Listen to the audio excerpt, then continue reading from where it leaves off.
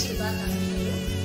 మనం ప్రతి సంవత్సరం జరుపుకుంటాము. ముఖ్య ఉద్దేశం ఏంటంటే 200 సంవత్సరాలు మనము బ్రిటిష్ వాళ్ళ పరిపాలనలో మన దేశంలో మనము బానిసలుగా పని మనుషులుగా జీవించడం జరిగిందన్నమాట. దాన్ని వ్యతిరేకిస్తూ మహాత్మా గాంధీ, జవహర్లాల్ నెహ్రూ, చంద్రశేఖర్ ఆజాద్, సుభాష్ చంద్రబోస్, రాజ్గురు, అల్లూరి సీతారామరాజు, టంగుటూరి ప్రకాశం పంతులు, ఇంకెంతో మంది, ఝాన్సీ లక్ష్మీబాయి, ఇలా చాలా మంది కూడా వాళ్ళ ప్రాణాలను సైతము పణంగా పెట్టి భారతదేశానికి బ్రిటిష్ వాళ్ళ నుండి విముక్తి కల్పించడం జరిగింది. అట్లా 200 సంవత్సరాల పరిపాలన నుండి మనము స్వాతంత్రాన్ని పొందడం జరిగింది. అంటే 1947 ఆగస్టు 15వ తేదీ. మరి ప్రాణాలను సైతము పణంగా పెట్టి స్వాతంత్రం సంపాదించుకున్న దేశం కాబట్టి భారతీయులుగా మనం ఇప్పుడేమి పోరాటాలు చేసి భారతదేశాన్ని కాపాడిన అవసరం లేదు. మన జాతీయ నాయకులు కావచ్చు, మన పెద్దవాళ్ళు కావచ్చు, వీళ్ళందరూ కూడా మనకు అందించిన విలువల్ని కానీ సేవల్ని కానీ మనము గుర్తుపెట్టుకొని మంచి పౌరులుగా, మంచి భారత పౌరులుగా మనము అభివృద్ధి చెందడము మనం చేయాల్సిన ముఖ్య పని.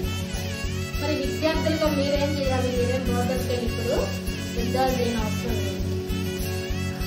భారతదేశం యొక్క గొప్పతనాన్ని తెలుసుకోవాలి. విద్యార్థులుగా మీరు మంచి చదువుకోవాలి, మంచి నడవడికలు నేర్చుకోవాలి. అర్థమవుతుందా? ఈ వయసు నుంచే దేశం పట్ల, తల్లిదండ్రుల పట్ల, తోటి వారి పట్ల, పెద్దల పట్ల గౌరవం, వినయంతో నడుచుకుంటే మనం కూడా మంచి పౌరులుగా గుర్తించగలుగుతాం. అర్థమవుతుందా? అది ఇప్పటి నుంచే నేర్చుకోవాలి. ఇప్పటి నుంచి స్కూల్ వయసు నుంచే వస్తుంది. ఏదైనా సరే మంచిగా చెడా మనం నేర్చుకునేదాన్ని బట్టి, తెలుసుకునేదాన్ని బట్టి. మంచి ఉంటే మంచిగా మాట్లాడతాం, మంచి చూస్తే మంచిగా చేస్తాం, అంతే కదా. కాబట్టి ప్రతి ఒక్కళ్ళు కూడా మనకు ఉన్న అవకాశాలను అందించుకోవాలి.